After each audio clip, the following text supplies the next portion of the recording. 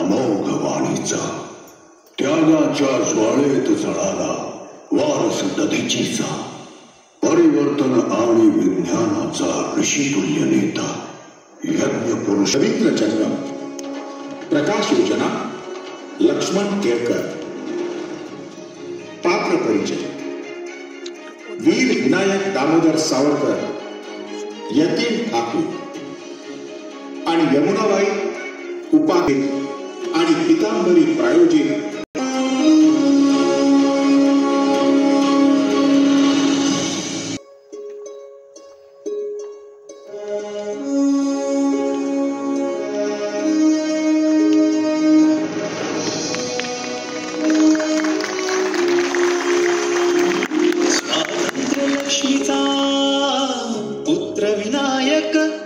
स्वातंत्र्य लक्ष्मीचा पुत्र विनायक स्वातंत्र्य लक्ष्मीचा पुत्र विनायक वंदे मातरम स्वातंत्र्य लक्ष्मीचा पुत्र विनायक वंदे मातरम वंदे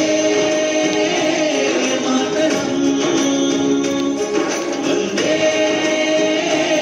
मातरम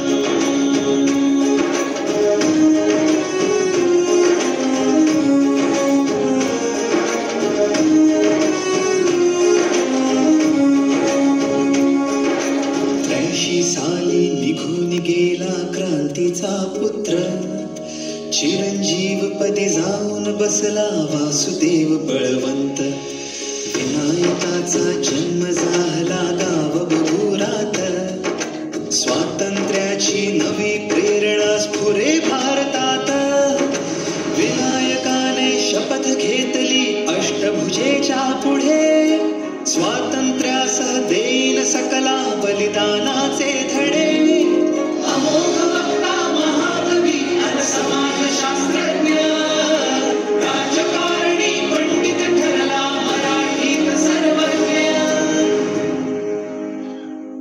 स्वातंत्र्य लक्ष्मीचा पुत्र विनायक स्वातंत्र्य लक्ष्मीचा पुत्र विनायक स्वातंत्र्य लक्ष्मीचा पुत्र विनायक वंदे मातरम स्वातंत्र्य लक्ष्मीचा पुत्र विनायक वंदे मातरम वंदे मातरम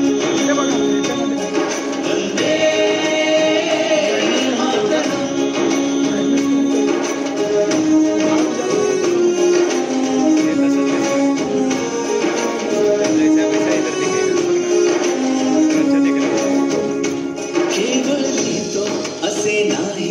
तर घडवी इतिहास लाखांमधला महापुरुष हा हिंदूंचा श्वास वस्त्र विदेशी त्याची होळी पुण्यामध्ये केली जनजागृतीची हाळी आपल्या विनायकाने दिली निर्भयतेने पेरून दिली पाण्यामध्ये कुळी त्रिखंडात तरसून राहिली समुद्रातली कुळी स्वातंत्र्य लक्ष्मीचा पुत्र विनायक स्वातंत्र्य लक्ष्मीचा पुत्र विनायक स्वातंत्र्य लक्ष्मीचा पुत्र विनायक वंदे मातरम स्वातंत्र्य लक्ष्मीचा पुत्र विनायक वंदे मातरम वंदे मातरम वंदे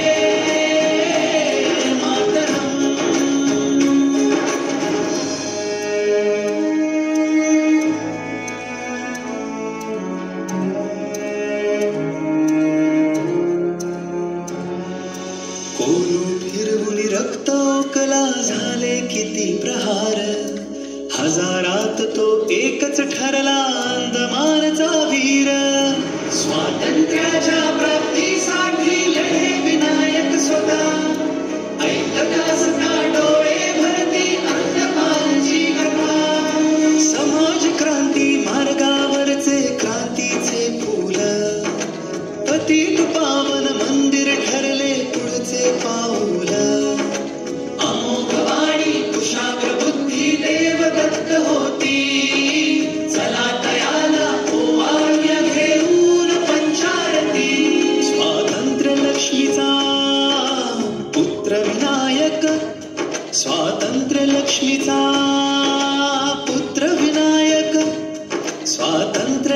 लक्ष्मीचा पुत्र विनायक वंदे मातरम. स्वातंत्र्य लक्ष्मीचा पुत्र विनायक वंदे मातरम. वंदे मातरम.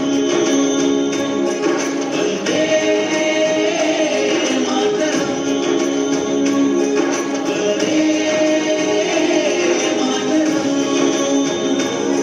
वंदे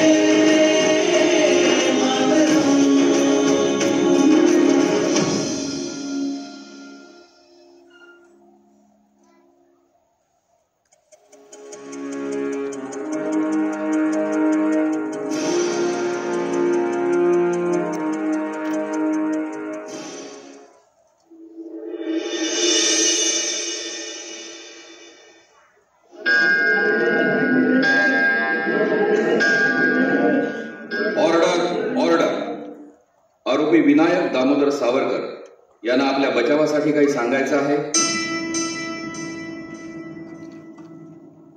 होय, मी कोणत्याही कट कारस्थानात सामील नाही. कोणत्याही अवैध कटाची अथवा कृत्याची मला माहिती नव्हती. कोणत्याही कटाला मी आश्रय दिला नाही अथवा त्याची पूर्वकल्पना देखील मला नव्हती. मी अत्यंत प्रामाणिकपणे आणि सचोटीने सांगतो की मी निर्दोष आहे. साधारण 10 वर्षांपासून माझे वास्तव्य मुंबई क्षेत्रातील दादर विभागातील शिवाजी उद्यान येथे असून तेथे मी जे घर बांधले तेच माझे सावरकर सदन. या सावरकर सदनाच्या तळमजल्यावर सभागृहात हिंदू महासभेचे कामकाज चालते. मी हिंदू महासभेचा सदस्य असून अखिल भारत हिंदू महापरिषदेचा मी अध्यक्ष देखील होतो. हिंदू हित तसेच हिंदूंच्या न्याय हक्कासाठी मी नेहमीच आग्रही होतो आणि आहे. आरोपी क्रमांक 1 नथुराम गोडसे आणि आरोपी क्रमांक 2 नारायण आपटे हे बऱ्याच वेळा माझ्या सभांना येत असत. अनेक वेळा मी त्यांना नको सांगून देखील ते स्वतःच्या व्यायाम अधिवेशनासाठी येत असत. अर्थात अधिवेशन आणि बैठका या मुक्तद्वार असल्या कारणाने तेथे कोणी यावे अथवा येऊ नये हा निर्णय ज्याचा त्याचा असतो. गोडसे यांनी आपल्या साक्षीत सांगितले की सावरकरांनी हिंदू चळवळीचा नेता या नात्याने अग्रणी या वृत्तपत्राबरोबर सम्राट, फ्री हिंदुस्तान तसेच इतर वृत्तपत्रांना देखील सहाय्य केले होते. या सत्य स्थितीवरून हे लक्षात येते की अग्रणी हे आपटे आणि गोडसे यांचे वृत्तपत्र होते म्हणून मी सहाय्य केले नसून ते हिंदू महासभेचे वृत्तपत्र होते म्हणून सहाय्य केले होते. माझ्यासह हिंदू संघटनेविषयी आपुलकी वाटणाऱ्या अनेक ज्येष्ठ नेत्यांनी देखील या वृत्तपत्रासाठी सहाय्य केले होते. फिर्यादी पक्षाने सांगितले की महात्मा गांधी आणि सावरकर यांच्यामध्ये राजकीय मतभेद होते. होय, माझ्या रत्नागिरीच्या स्थानबद्धतेनंतर महात्मा गांधी यांच्या एकतर्फी आणि खुळचट अशा अहिंसेला मी नेहमीच विरोध करीत आलोय आणि त्या संदर्भात मी देशवासियांना धोक्याच्या सूचना देखील दिल्या होत्या. परंतु त्यांनी मात्र या गोष्टीकडे दुर्लक्षच केले. जर समजा माझ्या सूचना खोट्या ठरल्या असत्या तर सर्वाधिक आनंद आम्हाला झाला असता. परंतु तसे झाले नाही. अखेरीस माझेच म्हणणे खरे ठरले आणि अखेर हिंदूंचा मान असणारी माझी सिंधू नदी या देशापासून तोडली गेली. महात्मा गांधी आणि माझ्यामध्ये तीव्र मतभेद जरी असले तरी वैयक्तिक पातळीवर आम्ही एकमेकांचा द्वेष करीत नव्हतो आणि आमच्या पत्रांवरून सिद्ध होईल.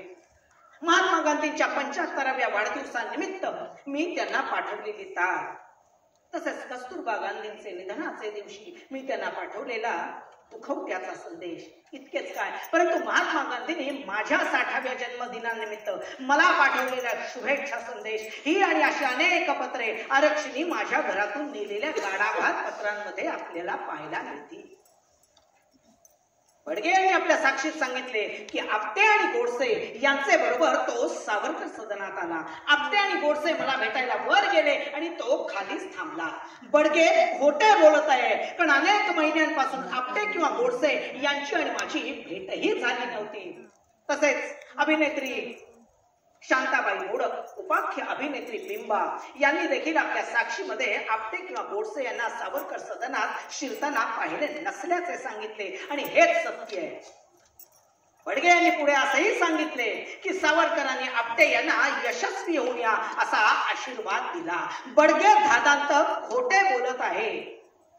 कारण त्या दिवशी वर उल्लेखलेली एकही व्यक्ती मला भेटली नाही अथवा मी कोणाला आशीर्वादही दिला नाही. आणि बडगे म्हणतो त्याप्रमाणे मी यशस्वी होऊन या असे म्हणालो जरी असेल तरी ते गांधी वधासंदर्भातच होते. कशावरून?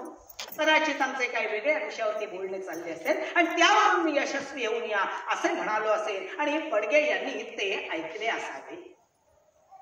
प्राध्यापक जैन यांची साक्ष ही देखील ऐकीव स्वरूपाचीच आहे. प्राध्यापक जैन म्हणतात की सावरकरांनी मदनलाल पावास सावरकर सदनात बोलवले आणि त्याची पाठ थोपटली. प्राध्यापक जैन असत्य कथन करीत आहेत, कारण तोपर्यंत मदनलाल पाहवा हे नाव देखील मी कधी ऐकलेले नव्हते. तसेच मदनलालने देखील या गोष्टीला नकारच दिलाय. तरी पुराव्याच्या कायद्यात संपुष्टीशिवायच्या साक्षीला मूल्य नाही.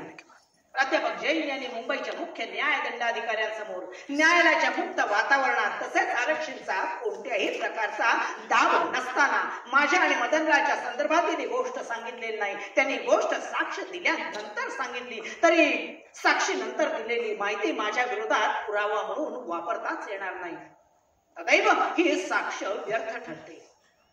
आरक्षणी माझ्या घरातून नेलेल्या पत्रांमध्ये कोणताही आक्षेपार्ह पुरावा सापडला नाही. तसेच फिर्यादी पक्षाने माझ्यावर ठेवलेले आरोपही सिद्ध होत नाहीत. आता मला निर्दोष मुक्त करण्यात यावे अशी या विशेष न्यायालयास माझी आदरपूर्वक विनंती आहे. वंदे मातरम.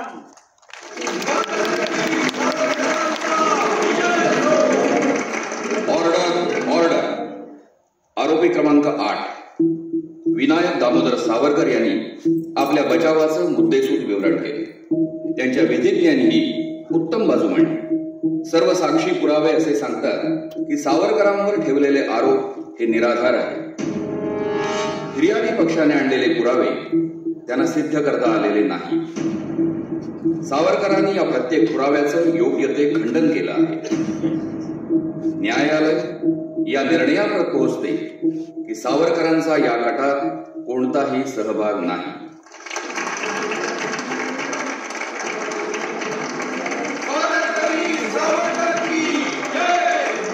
Order order. त्यामुळे विनायक दामोदर सावरकर यांना या गांधी हत्येच्या आरोपातून निर्दोष आणि निष्कलंक मुक्त करण्यात येत आहे.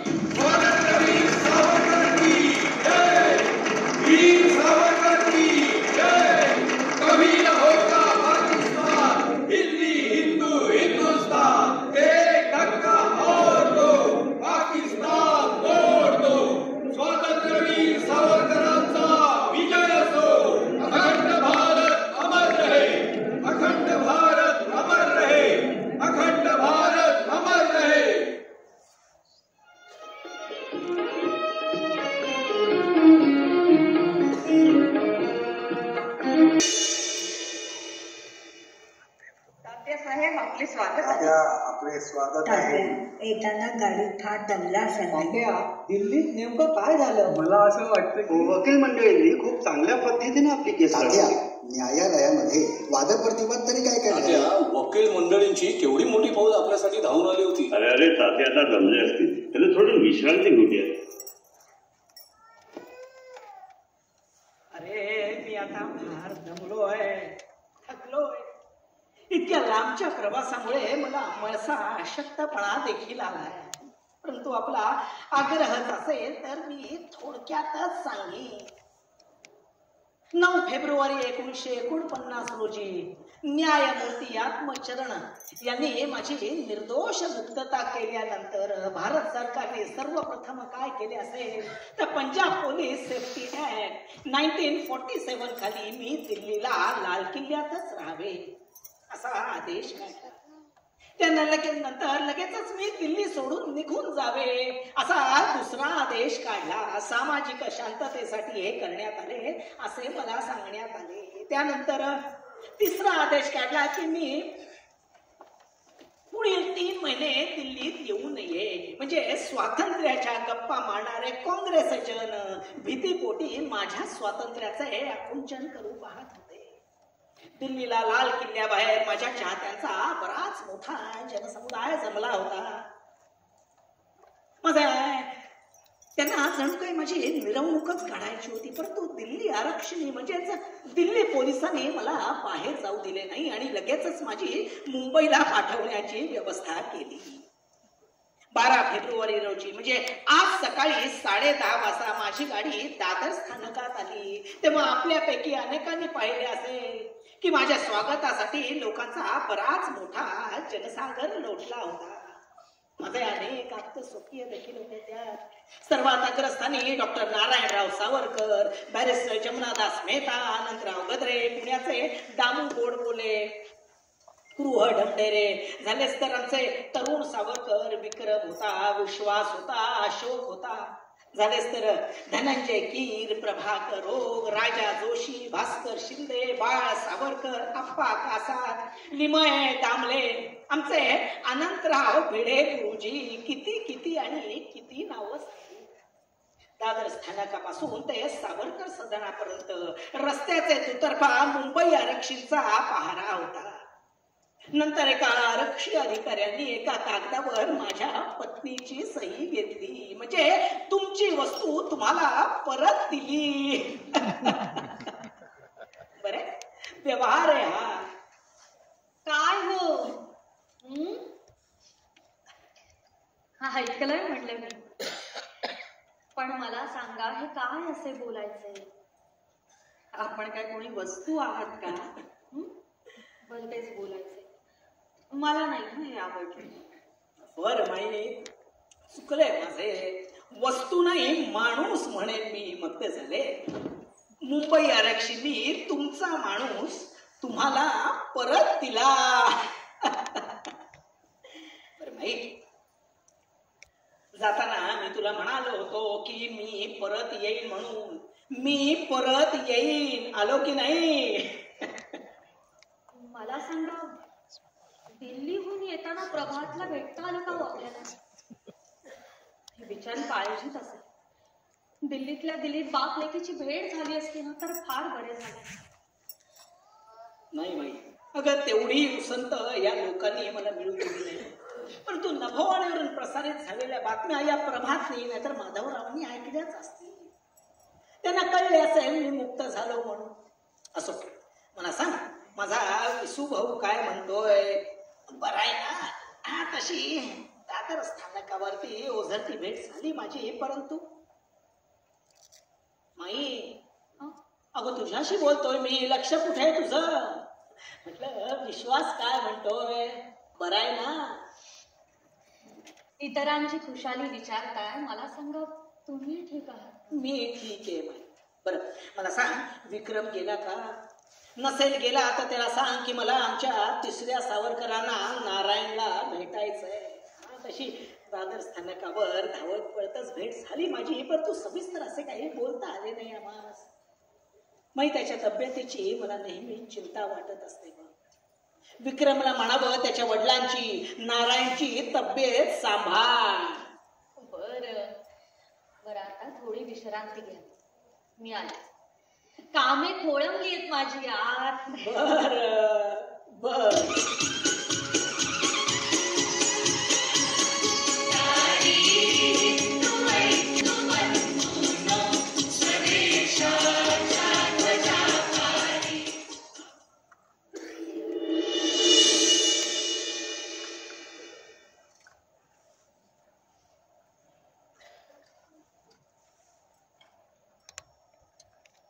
त्या दिवशी दुपारी 1च्या सुमारास अगदी मनसोक्त आंघोळ झाली माझी.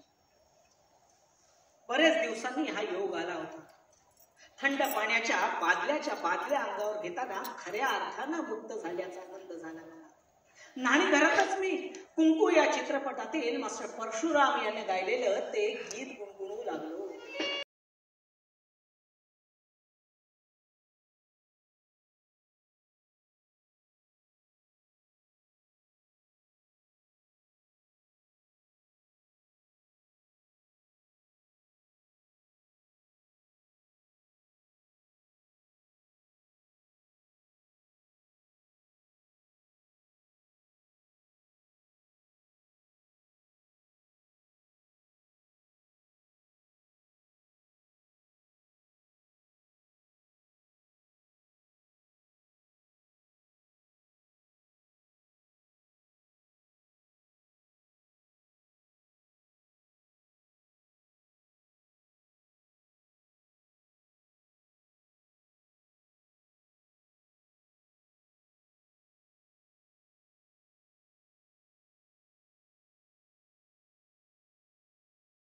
प्रभात चित्राच्या त्या हिंदी कुंकुतीत ते हिंदी रूपांतरित गीत देखील मला फार आवडत असेल.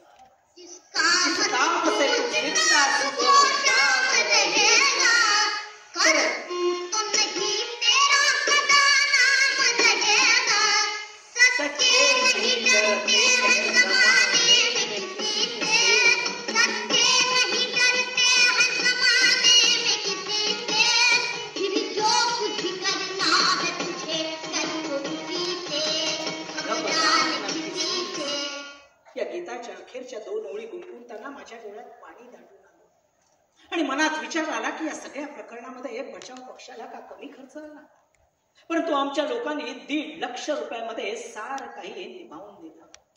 बलदंड सरकारला या खटल्यासाठी जवळजवळ 10 लाख रुपये खर्च आला.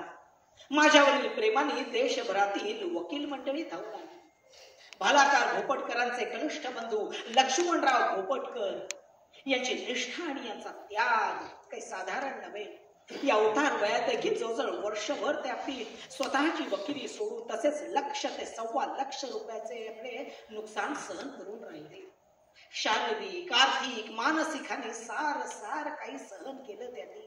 काय म्हणावं त्यांच्या या त्यागाला.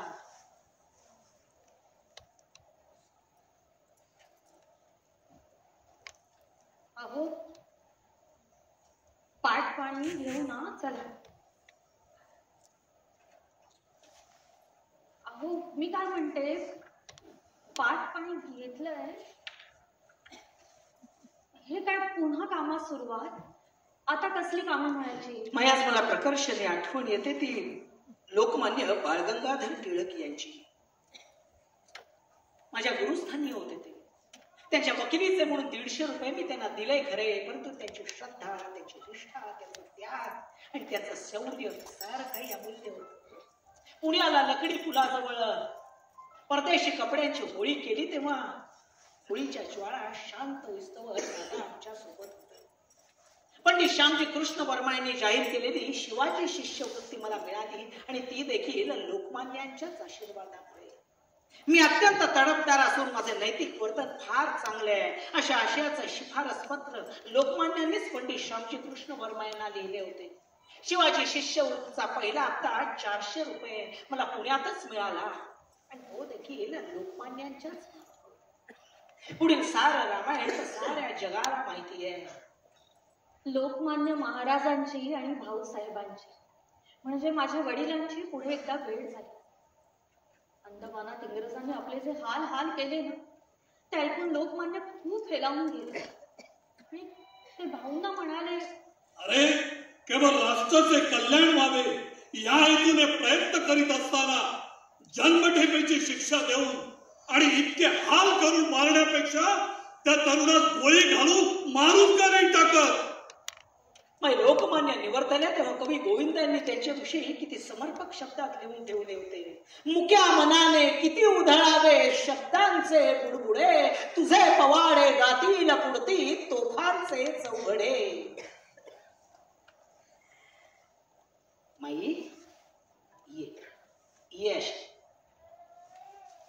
ये माई ये. हे घे. आजवर कधी स्पर्श करू दिला नाहीत आपल्या चिजांना आणि आज आपणहून हा ऐवज माझ्या हाती दे. घे बाई घे.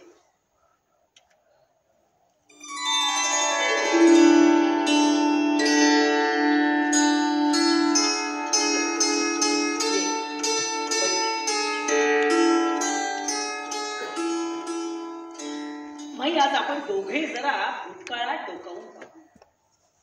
दिल्लीचे ज्येष्ठ विधिज्ञ लाला गणपतरायांच्या खटल्यासाठी फार मोलाची मदत झाली नाही. खटला चालू असताना मी त्यांना 500 रुपयाचा धनादेश आणि या आभाराचे पत्र दिले होते, परंतु खटला संपताच लालाजींनी तोच धनादेश आणि सोबत शुभेच्छा पत्र मला परत पाठवून दिले. धनादेश परत करताना त्यांनी आपल्या पत्रात लिहिले होते की सदर धनादेश परत करीत आहे याचे कारण रक्कम कमी आहे म्हणून नव्हे, तर तुमची वकिली निःशुल्क केल्याचा मान गमावू नये म्हणून.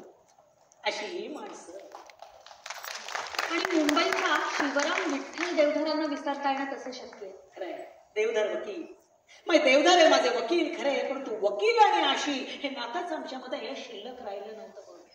माझे फार जीवाभावाचे सहकारी होते ते. त्यांच्या वकिलीचे म्हणून 150 रुपये मी त्यांना दिले खरे, परंतु त्याची श्रद्धा, त्याची निष्ठा, त्यांचा त्याग आणि त्यांचं धैर्य सारं काही अमूल्य होतं. हृदय विकारानं देवधर वकील देखील लवकरच गेले. तसेच शाहीवाले माधव दांडेकर. माधव दांडेकर हा मुलगा माझ्या चांगलाच लक्षात राहिला.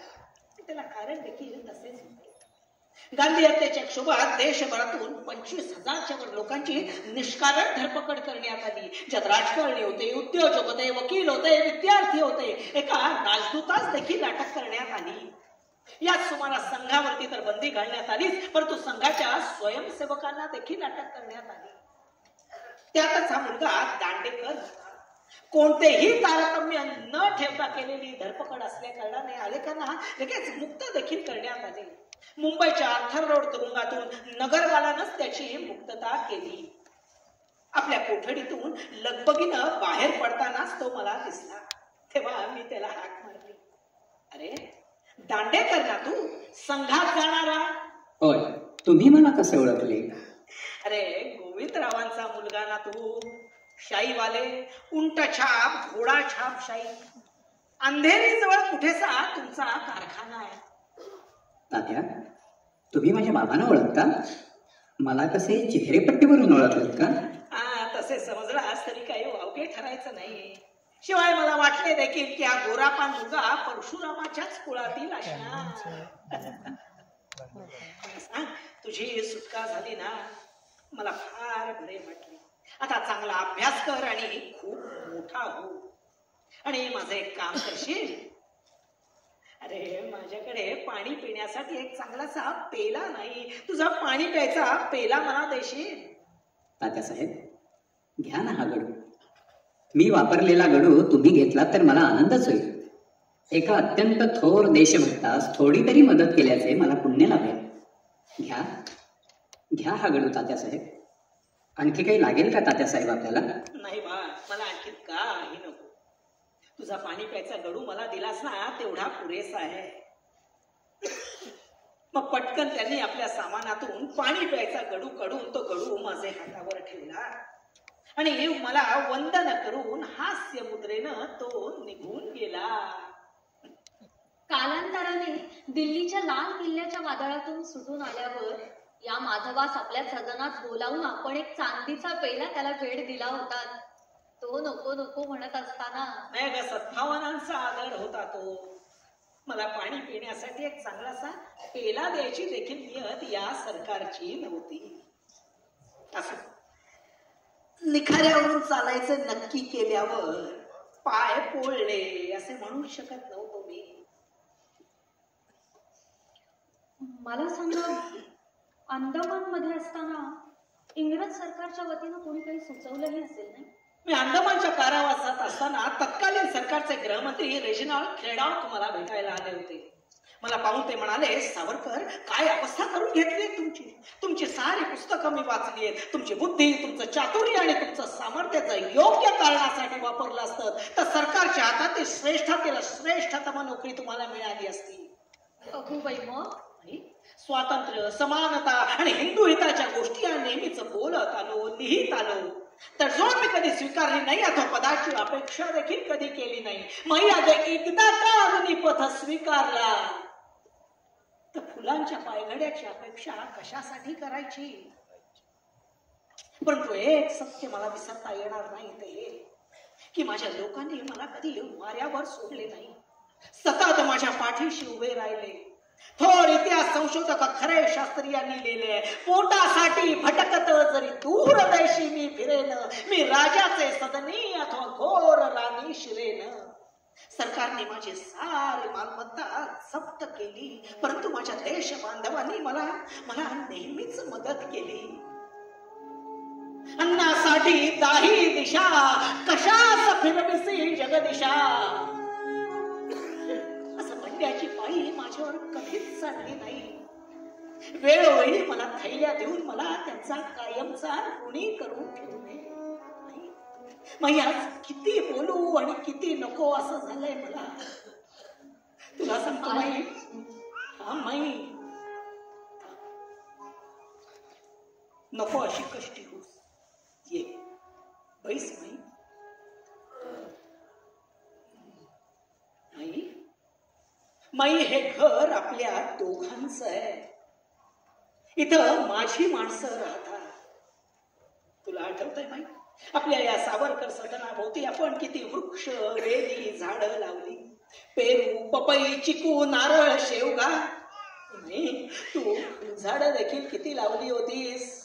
सोनटक्का, कृष्णकमळ, जाई, जुई, चमेली, शेवंती, याबोली, गुलाब, मोगरा, झेंडू, सेवचाफा, अनेक प्रकारची फुलझाडं होती. आणि माई, तू भाज्या देखील किती लावल्या होत्यास. भेंडी, गवार, टोमॅटो. काय माई, आलं लक्षात? माई, नको काळजी करूस. यापुढे प्रत्यक्ष राजकारणात आताशा मी भाग घेणार नाही. आणि आपल्या प्रकृतीलाही आता ते फारसे झेपणारे नाही. आता संघर्ष नकोच.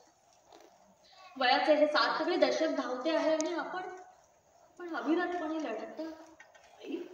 तडजोड मी हिंदू हिताची कधी केली नाही. तशी केली असती तर स्वातंत्र्यानंतरचा वनवास माझ्या वाट्याला आला नसता. 1937 साली पूर्ण मुक्त झालो तेव्हा काय अशक्य होते मला. गांधी नेहरूंची जसे इतरांनी जमवून घेतले तसे मी देखील जमवून घेतले असते तर. खरे पंत अशी 3 माणसे पंतप्रधान होऊ शकली तसे आपणही उच्च पदावर निश्चित बसला असते. गांधी यात्रेतला पथिक न होण्याची शिक्षा नियतीनच माझे नशिबी देऊन ठेवली आहे. आज प्रकर्षानं आठवण येते ती थोरल्या भाऊजींची. खरंय नाही, माझे थोरले बंधू गणेश पंत दामोदर सावरकर, पहिले सावरकर,